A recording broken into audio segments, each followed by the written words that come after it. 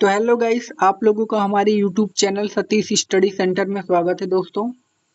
तो दोस्तों आज हम लोग पढ़ने वाले हैं क्लास 10 ना, केमिस्ट्री है। पार्ट नंबर 1 रासायनिक अभिक्रिया एवं समीकरण, ठीक है ना। उसके बारे में आज हम लोग पढ़ेंगे। देखिए, तो सबसे पहले हम लोग जानते हैं कि रासायनिक अभिक्रिया क्या होती है, ठीक है ना। तो देखिए लिखा है कि रासायनिक अभिक्रिया वे पदार्थ है जिनमें दो या दो से अधिक पदार्थ मिलकर एक नए गुणधर्म वाले नए पदार्थ का निर्माण करते हैं। करने का मतलब ये है कि अगर दो ठे पदार्थ होगा, मतलब दो ठे हो सकता है या तो दो से ज्यादा भी हो सकता है। तो जब वो सब मिलेंगे ना, तो एक नया पदार्थ बना लेंगे, उसी को हम लोग क्या कहेंगे, रासायनिक अभिक्रिया। जैसे H2 है, O2 से जब हम इसका क्रिया कराएं तो क्या बना, जल।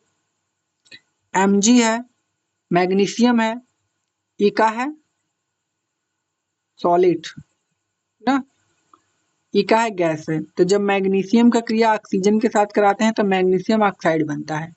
तो देखिए दो पदार्थ था यहाँ पर, उसको जब हमने मिलाया तो एक तीसरा पदार्थ बन जाता है। यही है रासायनिक अभिक्रिया, कि दो या दो से अधिक पदार्थों को मिलाने से जब एक नया पदार्थ बन जाता है तो उसे हम लोग कहते हैं रासायनिक अभिक्रिया हो रही है भाई, ठीक है ना। अब देखिए यहाँ पर आगे हमारा क्या है, आगे देखिए नोट लिखा है कि रासायनिक अभिक्रिया को भौतिक विधियों से पलट नहीं सकते हैं।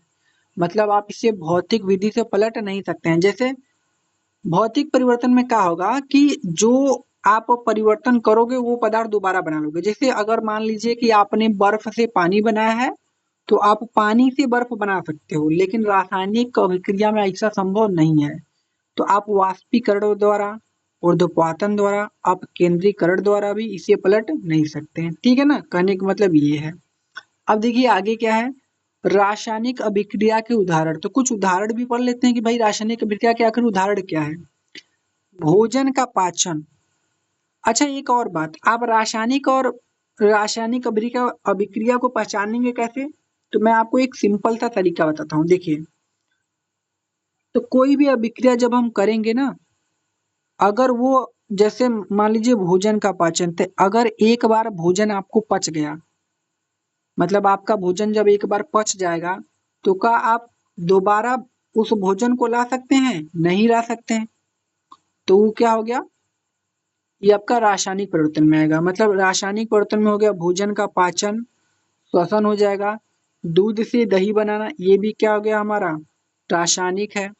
मैग्नीशियम रिबन को वायु में जलाने पर मैग्नीशियम ऑक्साइड का बनना, मतलब मैग्नीशियम की क्रिया ऑक्सीजन के साथ कराते हैं तो मैग्नीशियम ऑक्साइड बनता है, वही बोला है।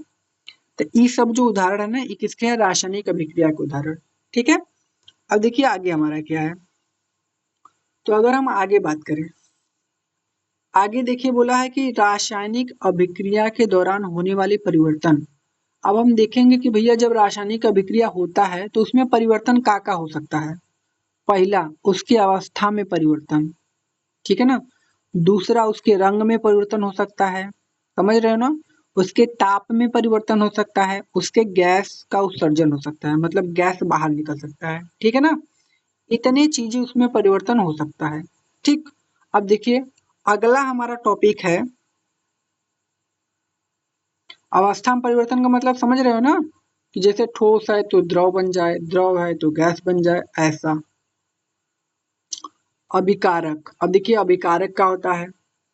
अभिकारक वैसे पदार्थ को कहते हैं जो रासायनिक अभिक्रिया में भाग लेता है, मतलब जो रासायनिक अभिक्रिया में भाग लेगा वो अभिकारक होगा। कहने का मतलब ये है, अभी मैं आपको समझाऊंगा। उत्पाद क्या होता है, उत्पाद वैसे पदार्थ को कहते हैं जिसका निर्माण अभिकारकों से मिलकर होता है, ठीक है ना। कहने का मतलब देखिए, जैसे मैग्नीशियम है, ये रासायनिक अभिक्रिया में भाग लिया है, मैग्नीशियम और ऑक्सीजन। तो जब रासायनिक अभिक्रिया में भाग लिए तो अभिकारक कहलाएंगे। तो इन अभिकारकों की सहायता से जब बना मैग्नीशियम ऑक्साइड तो क्या कहलाएगा, उत्पाद। कहने का मतलब सीधा है कि अगर घर में खिचड़ी बनाना है तो खिचड़ी में जो जो डालोगे तुम लोग वो होगा अभिकारक, और जब खिचड़ी बन के तैयार हो जाएगा तो वो आपका उत्पाद होगा। कहने का मतलब ये है। एग्जाम्पल कैसा लगा कमेंट में जरूर बताना। तो खिचड़ी बना लिए, चलो अब आगे। देखिए रासायनिक समीकरण बहुत ही इंपॉर्टेंट टॉपिक है भाई, इसको अच्छे से समझना क्योंकि हर साल आता है बैलेंस करने के लिए। देखिए रासायनिक समीकरण कहता है रासायनिक अभिक्रिया को रासायनिक समीकरण द्वारा निरूपित किया जाता है। जैसे ही रासायनिक अभिक्रिया है तो इसको हम लोग रासायनिक समीकरण द्वारा निरूपित करते हैं कि जो मैग्नीशियम है इधर एक है तो इधर भी एक होना चाहिए, ठीक है ना, ऐसा कुछ, ठीक है ना। रासायनिक समीकरण के अभिकारकों और उत्पादों में पदार्थ के प्रतीकों मतलब सूत्र का इस्तेमाल किया जाता है। सही बात है कि इसमें सूत्र का इस्तेमाल किया जाता है, यही बोला है, ठीक है ना। इस्तेमाल किया प्रतीकों के साथ उनकी भौतिक अवस्था को दर्शाया जाता है, मतलब वो कैसा है, ठीक है ना। अब देखिए जैसे मैग्नीशियम रिबन का वायु में दहन करने पर मैग्नीशियम ऑक्साइड का बनना। जैसे अगर मैं मैग्नीशियम की क्रिया कराऊं किसके साथ, ऑक्सीजन के साथ, तो क्या बनता है, मैग्नीशियम ऑक्साइड। ये जो मैग्नीशियम है ना ये ठोस है और जो ऑक्सीजन का है गैस है, तो जब ये बनता है तो ठोसा बनता है, ठीक है ना, यही है। अब आगे देखिए क्या है, तो आगे देखिए, तो आगे हमको क्या करना है, कुछ हमको ना आपके बुक में इस समीकरण दिए गए हैं जिनको आपको बैलेंस करना है। तो बैलेंस तो भाई आपको आता होगा क्योंकि बहुत ही आसान है बैलेंस करना, ठीक है। आप लोग परेशान पता नहीं क्यों रहते हैं झूठा उसमें। देखिए पहला, इन जो चारों समीकरण हैं इनको बैलेंस करना है, तो चलिए मैं आपको पहला बैलेंस करके दिखाता हूँ। देखिए यहाँ पर है ना ये पहला आपको बैलेंस करना है, तो आप लोग कैसे करोगे देखिए। सबसे पहले आपको देखिए यहाँ पर हाइड्रोजन कैट है, तो आप कहोगे सर एक हाइड्रोजन यहाँ पर है, तो एच यहाँ पर लिख कर यहाँ पर एक लिख लीजिएगा, जो कि मैंने लिख लिया पहले ही से थोड़ा सा। नाइट्रोजन यहाँ पर कितना है, एक है, तो नाइट्रोजन लिखकर एक। अब देखिए ऑक्सीजन O3, ऑक्सीजन कितना है, 3 है, तो यहाँ पर लगाइएगा 3। ये पूरा खत्म ना, तो इसको एक कोष्टक में ऐसे बंद कर लीजिएगा। अभी ये वाला भी है ना, तो इसको भी इधर लेके आइए। तो देखिए यहाँ पर कैल्शियम कितना है, तो कैल्शियम एक है, तो लिखोगे कैल्शियम एक ऐसे। अब देखिए OH का ट्वाइस है, मतलब यहाँ पर ऑक्सीजन भी दो ठे है और हाइड्रोजन भी कैट है दो ठे, मतलब ऑक्सीजन दो ठे और हाइड्रोजन कैट भैया दो ठे, ठीक हो गया हमारा। अब इधर वाला भी सेम वैसे ही लिखना है। कैल्शियम कैट है तो आप कहोगे सर एक है, तो एक लिखिए कैल्शियम को पहले। संतुलित करना बता रहे हैं कैसे समीकरण को संतुलित करेंगे। अब देखिए नाइट्रोजन यहाँ पर कितना है, तो नाइट्रोजन यहाँ पर कितना है आपका दो ठे, ठीक है ना।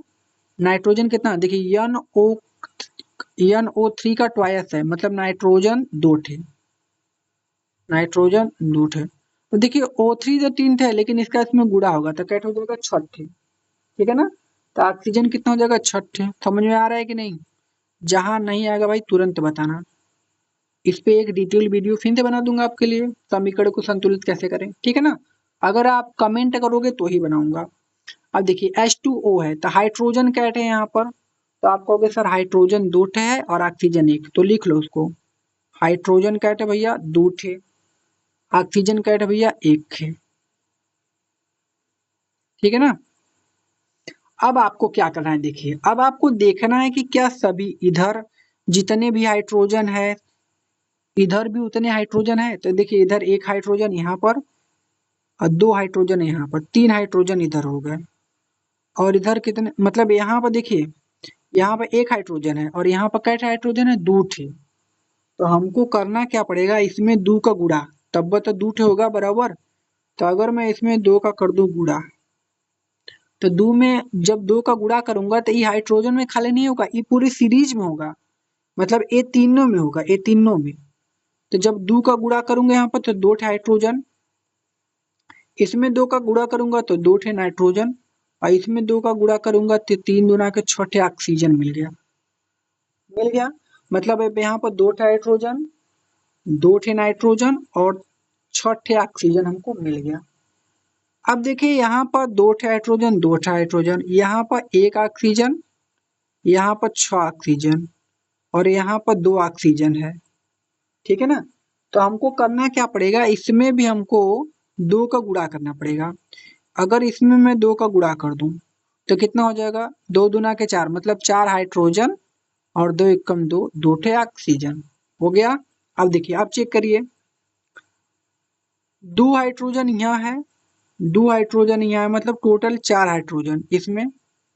देखिए इसमें भी हाइड्रोजन यहाँ पर है, यहाँ 4 हाइड्रोजन, मतलब हाइड्रोजन बराबर होगा, ये वाला हाइड्रोजन बराबर हो गया। अब नाइट्रोजन चेक करते हैं, नाइट्रोजन यहाँ पर 2 ठे है, और कहाँ पर है, कहीं पर नाइट्रोजन नहीं है, तो नाइट्रोजन 2 ठे होना चाहिए। देखिए नाइट्रोजन यहाँ 2 ठे है बस, मतलब ये भी बराबर हो गया। अब देखिए ऑक्सीजन यहाँ पर 6 ठे है, और यहाँ पर ऑक्सीजन 2 ठे है, मतलब 6 और 2 8 ऑक्सीजन है, तो इधर भी 8 होना चाहिए। 6 ठे ऑक्सीजन यहाँ पर, और यहाँ पर देखिए 2 ठे ऑक्सीजन, इसको नहीं देखेंगे, गुणा करने के बाद जो आया उसको, तो 6 2 कितना ऑक्सीजन 8, मतलब बैलेंस है, बराबर है। ऑक्सीजन भी क्या हो गया, बराबर। कहने का मतलब अब देखिए कैल्शियम 1 यहाँ पर है, और यहाँ पे भी कैल्शियम 1 है, मतलब सब क्या हो गए, बराबर हो गए। तो आप अब जहां जहां गुणा किए हो वहां पर करना पड़ेगा आपको गुणा। जैसे 2 का गुणा आप किसमें किए थे, इसमें, तो यहाँ पर लिख दोगे आगे इसके 2। अब हाई वाले 2 को गुणा इसमें किए थे H2O में, तो इसके आगे 2। ये हमारा बैलेंस हो गया। इसी तरीके से आपको सबको क्या करना है, बैलेंस करना है। ये तो पहला था। अब चलिए मैं आपको दूसरा बैलेंस करके दिखाता हूँ कि जो बैलेंस होता है कैसे होता है, ठीक है ना। तो चलिए इसको हटाते हैं और बैलेंस करना स्टार्ट करते हैं। अगला क्वेश्चन, अगला ये बैलेंस करना है ना, NaOH। तो चलिए इसको स्टार्ट करते हैं, लिख लेते हैं, और बैलेंस करके मैं आपको दिखाता हूँ कि कैसे बैलेंस हो जाएगा, ठीक है ना। तो चलिए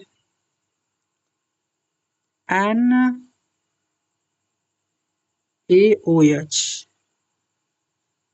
प्लस H2SO4, फिर का है Na2 है, फिर SO4 है, प्लस का है H2O है। इसी को बैलेंस करना है। तो लिखिए, जो जो दिया पहले लिखिए। अब देखिए नाइट्रोजन कैट है, तो भैया सॉरी Na है ना, Na का मतलब होता है सोडियम। सोडियम कैट है तो आप कहोगे सर 1 है, तो Na लिख कर उसके आगे 1। अब यहाँ पर ऑक्सीजन कैट है, 1 है, तो ऑक्सीजन को भी 1। हाइड्रोजन कैट है, 1 है, तो हाइड्रोजन को भी 1। हो गया ये पूरा कंप्लीट। तो अब इसको डब्बा में आप कर दो बंद, बंद कर दिया। अब यहाँ पे देखिए H2SO4, ठीक है ना। हाइड्रोजन कैट है 2 ठे, तो लिखोगे हाइड्रोजन 2 ठे, तो यहाँ पे लिखोगे H2, मतलब जो हाइड्रोजन वो कैट है 2 ठे है। सल्फर कैट है 1 ठे, तो लिखोगे सल्फर 1। ऑक्सीजन कैट है 4 ठे, तो ऑक्सीजन को लिखोगे 4। कर लिए, हो गया, हो गया। यहाँ पर लिख लिया इतना। अब देखिए, अब आगे क्या करना है आपको। यहाँ पर देखिए Na कितना है, तो आप कहोगे सर 1 है, तो 1 लिख। Na2 है ना, तो सोडियम कैट है 2 ठे, Na2 है, मतलब सोडियम कैट है 2 ठे। सल्फर 1, सल्फर को लिख दो 1। ऑक्सीजन 4, तो ऑक्सीजन को लिख दो 4। ये हो गया है कोष्टक में बंद। अब यहाँ पे H2O, मतलब हाइड्रोजन कैट है 2 ठे, ऑक्सीजन कैट है 1, इसको लिख लो। अब लिखने के बाद हम लोग करेंगे इसको बैलेंस, कि कैसे ये बैलेंस होगा, ठीक है ना।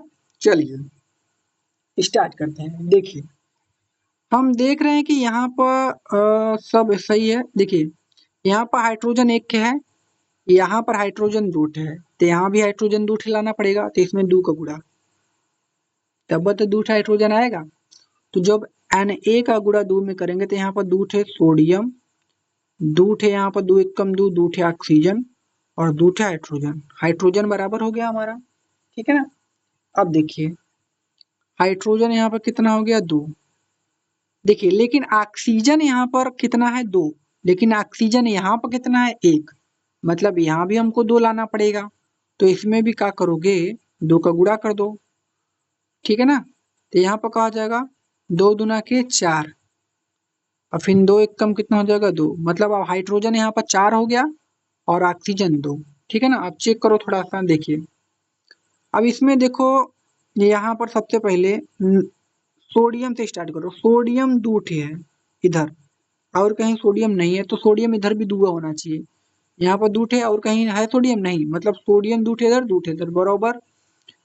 ऑक्सीजन इधर 2 ठे है, यहाँ पर 2 ठे ऑक्सीजन है, यहाँ पर 4 ठे है, मतलब टोटल 6 ऑक्सीजन। तो इधर भी 6 होने चाहिए, 4 इधर ऑक्सीजन और 2 इधर ऑक्सीजन, 6 ठे हो गए ना। मतलब इधर भी ऑक्सीजन बराबर, इधर भी ऑक्सीजन बराबर।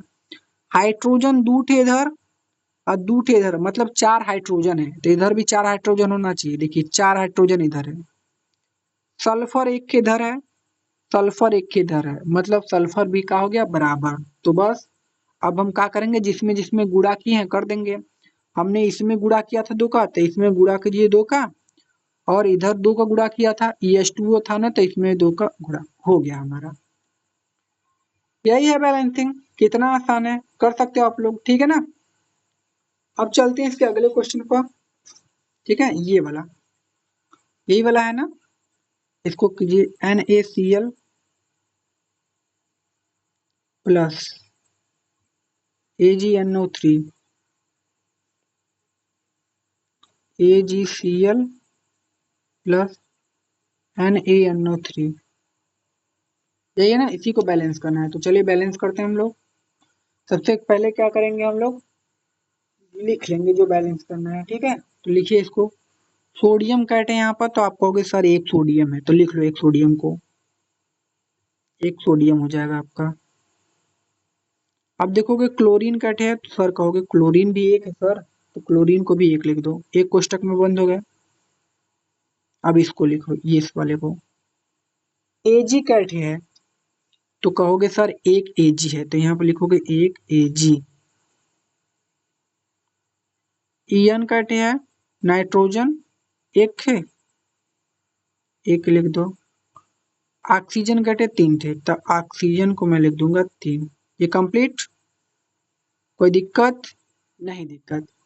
अब इधर देखो, इधर भी एजी कैटे है, इधर एजी आप देखोगे सर एक है, एक एजी है और एक क्लोरीन है, एक क्लोरीन भी इधर हो गया कोष्टक में बंद, हो गया। अब Na कैटे है, Na कहोगे सर एक है, तो एक लगाइए। यन भी एक है, तो एक यन लगाइए। O3 ऑक्सीजन 3 है, तो इसको 3 लिखिए, हो गया। ये हमारा समीकरण बन गया। अब देखो, क्या इस साइड के जो है इस साइड के बराबर है, मतलब जो तत्व है दोनों साइड के बराबर है। देखिए एन इधर एक है, अब इधर एन का तो है कि नहीं, नहीं, मतलब सोडियम तो भाई एक का है, इधर एन देखो कैटे है, एक है, मतलब Na और Na तो बराबर हो गए। क्लोरीन इधर एक, Cl एक है, तो इधर भी Cl ये एक का है, बराबर Cl दोनों। Ag भी इधर एक है, Ag भी इधर एक है, यन इधर एक है, नाइट्रोजन, नाइट्रोजन भी इधर एक है, ऑक्सीजन इधर का भी एक 3 ठे है, इधर भी 3 ठे है। मतलब ये पहले ही से का दिया है बराबर, तो इसमें आपको कुछ करना है नहीं, छोड़ देना है, ठीक है ना। मतलब ये का हो गया आपका बराबर है गया। अब चलते हैं अगले क्वेश्चन की तरफ। देखो अगला क्वेश्चन ये वाला, इस वाले को बैलेंस करना है ना, तो लिखो लो पहले BaCl2 प्लस H2SO4, यहाँ पर कहा हो जाएगा BaSO4 प्लस HCl, ठीक है ना। अब आप क्या करोगे कि लिखो इसको, जो बैलेंस करना है। तो सबसे पहले यहाँ पर क्या हो जाएगा, Ba कैट है बेरिलियम, एक है Ba है, Cl2 मतलब Cl दूठे है, ये ना जी, दूठे Cl है इधर, इसको ऐसे करो, इसको ऐसे करो। H2SO4 H2 कैट है, दो ठे लिख लो, दो ठे, और सॉरी H दूठे है, तो यहाँ पर H दूठे हो गया। सल्फर एक है, ऑक्सीजन 4 ठे है, ऐसे लिख लोगे। अब यहाँ पर Ba कैटे है, तो Ba भैया है एक है आपका, सल्फर फिर इधर एक है, एक लिख दो। ऑक्सीजन इधर 4 है, 4 लिख दो, लिख दिए। अब देखिए H इधर कैटे है, H इधर एक के है, एक लिखो। Cl क्लोरीन कैटे एक है, तो Cl एक लिख दो, हो गया। अब देखो दोनों को हमको करना है बैलेंस, ठीक है ना। दोनों को क्या करना है, बैलेंस। तो बैलेंस करते हैं। देखिए इधर देखेंगे Ba एक, बेरिलियम एक है, तो इधर भी एक है, सही है। क्लोरीन 2 इधर, इधर क्लोरीन एक है, मतलब दो लाना पड़ेगा, इसमें दो का गुणा कर दो, तो दो ठे हाइड्रोजन और दो ठे क्लोरीन हो गया। मतलब दो ठे क्लोरीन इधर, दो ठे क्लोरीन बराबर हो गया क्लोरीन। हाइड्रोजन दो ठे इधर, हाइड्रोजन दो ठे इधर, मतलब ये भी बराबर हो गया। सल्फर एक इधर है, सल्फर एक इधर है, बराबर। ऑक्सीजन चार इधर, ऑक्सीजन चार इधर, मतलब बराबर। ठीक है ना। तो कहने का मतलब गुणा खाली दो का किसमें करना है, इसमें HCl में। बस आंसर, मतलब यहीं पर दो लगाना था। तो आप लोगों को, हमको आशा है कि ये जो बैलेंसिंग वाला सिस्टम था बहुत ही आसान था, आप लोगों को समझ में आ गया होगा। अब हम लोग चलते हैं इसके आगे थोड़ा सा, ठीक है ना। अब देखिए, रासायनिक समीकरणों को संतुलित करना क्यों आवश्यक है, मतलब जो हम रासायनिक समीकरण को संतुलित करते हैं, भैया आपने जो संतुलन करना सीखा, वो क्यों जरूरत पड़ती है, क्यों आवश्यक है। देखिए, रासायनिक अभिक्रिया के पहले अभिकारक एवं उसके उत्पाद प्रत्येक पदार्थों के परमाणुओं की संख्या बराबर होनी चाहिए। मतलब उसमें जो होता है ना परमाणु, उसकी संख्या रासायनिक अभिक्रिया के पहले और बाद में, ठीक है ना, वो क्या होना चाहिए, बराबर। ठीक है ना। जैसे मैंने बोला कि मान लो आपको बनाना है सब्जी, तो सब्जी जब कुल आइटम मिला रहे हो, जैसे मान लो आपको कुल सब मिलाकर, मान लो कि 1 किलो आलू, ठीक है ना, उसी में थोड़ा सा पानी डाला, वो सब मिलाकर 3 किलो होंगे ना। तो जब मिलाकर आपका सब्जी बनेगा तो वो 3 किलो होना चाहिए, ऐसा बोला है। कहने का मतलब क्या है कि रासायनिक अभिक्रिया के पहले, मतलब हुआ नहीं उसके पहले का जो संख्या होगी परमाणुओं की, रासायनिक अभिक्रिया के बाद की परमाणुओं की जो संख्या होगी वो क्या होनी चाहिए, बराबर होनी चाहिए। इससे दोनों तरफ द्रव्यमान भी बराबर होता है, तो जब बराबर होंगे तो द्रव्यमान ऑटोमेटिक बराबर हो जाएगा। ठीक है ना। अब देखिए, रासायनिक अभिक्रिया के प्रकार, तो भैया रासायनिक अभिक्रिया होती है 5 प्रकार की टोटल। पहला संयोजन अभिक्रिया, दूसरा वियोजन अभिक्रिया, तीसरा विस्थापन अभिक्रिया, चौथा है द्विविस्थापन अभिक्रिया, पांचवा है अपचयन और उपचयन अभिक्रिया, जिसको हम लोग कहते हैं रेडॉक्स अभिक्रिया। इंपॉर्टेंट है, ठीक है ना। देखते हैं पहला पहला संयोजन अभिक्रिया। अब देखिए इधर लिखा है संयोजन अभिक्रिया क्या होता है। इस अभिक्रिया में दो या दो से अधिक अभिकारक मिलकर एक उत्पाद का निर्माण करते हैं। कहने का मतलब अगर दो ठे अभिकारक हैं मिल जाएं और एक पदार्थ का निर्माण कर दें, मतलब दो ठे तत्व मिलकर एक पदार्थ का निर्माण कर दें, तो वही क्या होता है, संयोजन अभिक्रिया। जैसे क्या है, सी है कार्बन, और ये क्या है, ऑक्सीजन। तो जब कार्बन की क्रिया ऑक्सीजन के साथ कराते हैं तो कार्बन डाइऑक्साइड गैस बन जाता है ना। तो ये कौन सा अभिक्रिया हुआ, संयोजन अभिक्रिया। अब ये जरूर नहीं कि दो पदार्थ हो, ये और भी हो सकते हैं, ठीक है ना, ज्यादा भी, दो से ज्यादा भी। यहाँ पर लिखा है ना कोयले का दहन, तो कोयले का जब हम दहन कराते हैं कार्बन की क्रिया ऑक्सीजन के साथ, तो क्या बनता है, कार्बन डाइऑक्साइड। ठीक। अगला देखिए, वियोजन अभिक्रिया क्या होता है, एक अभिकारक टूटकर दो या दो से अधिक उत्पाद में बदल जाता है तो उसे वियोजन अभिक्रिया कहते हैं।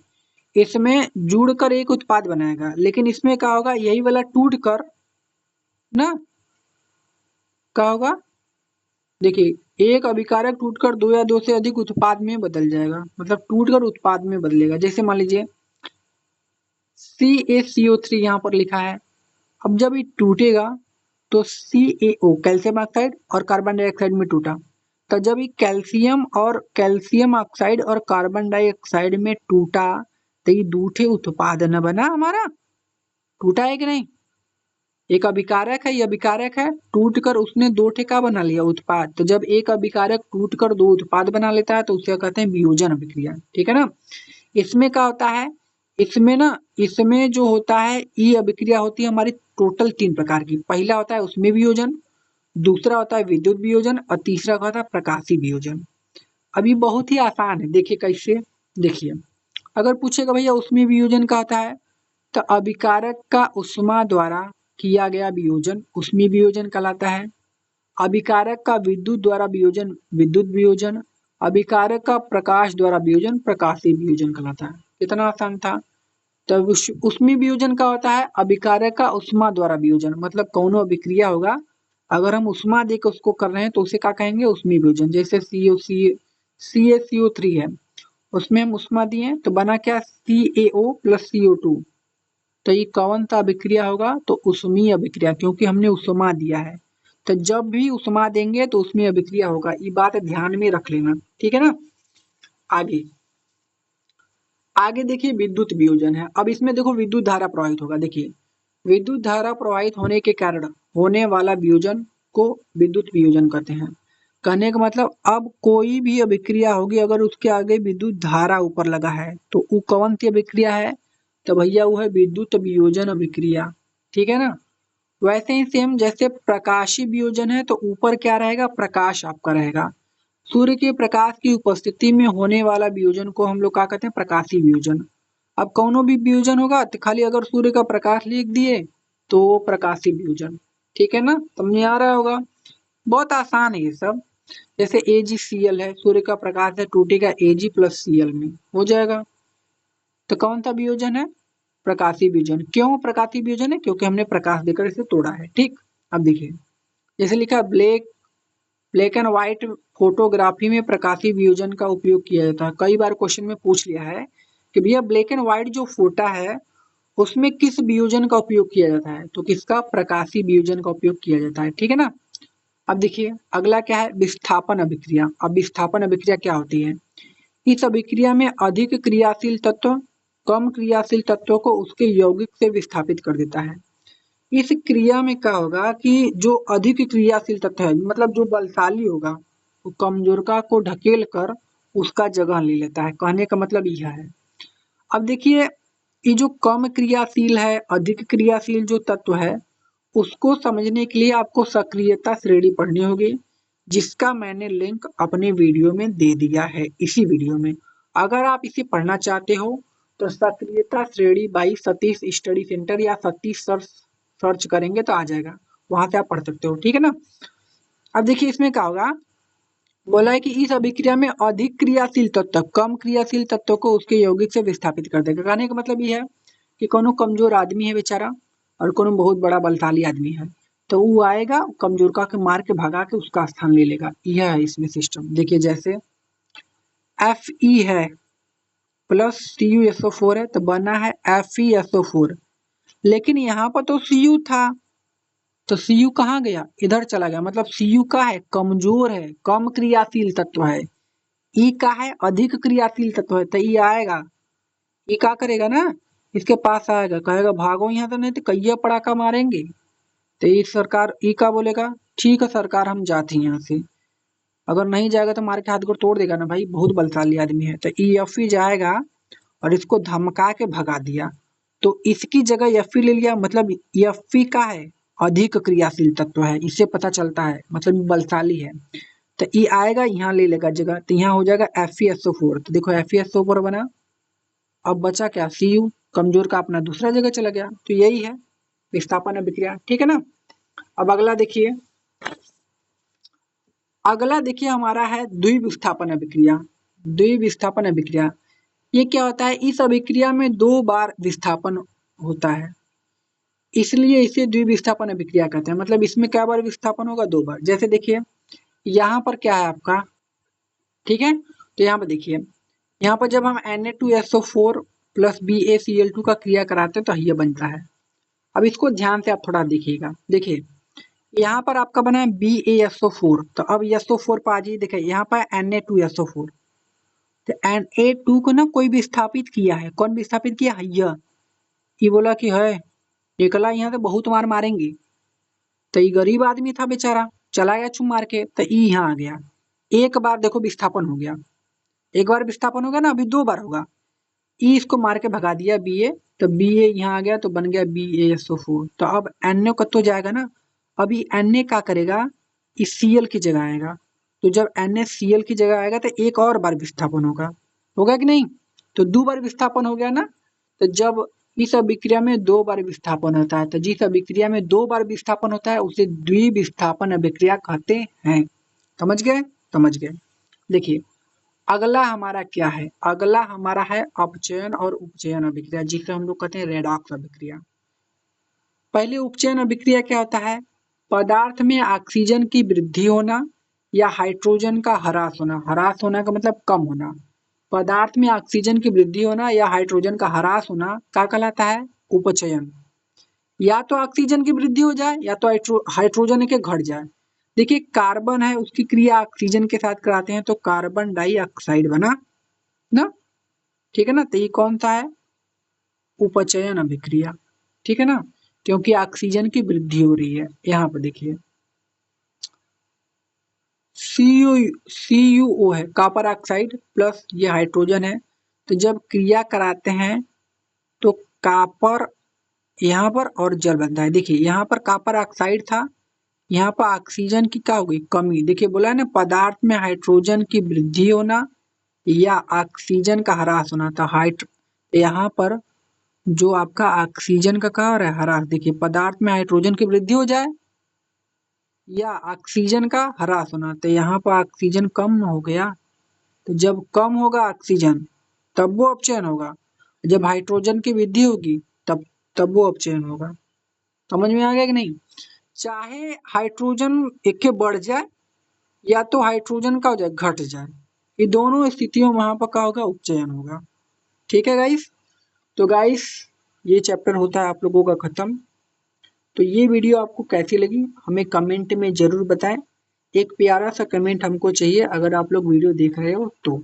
ठीक है, मिलते हैं अपने अगले चैप्टर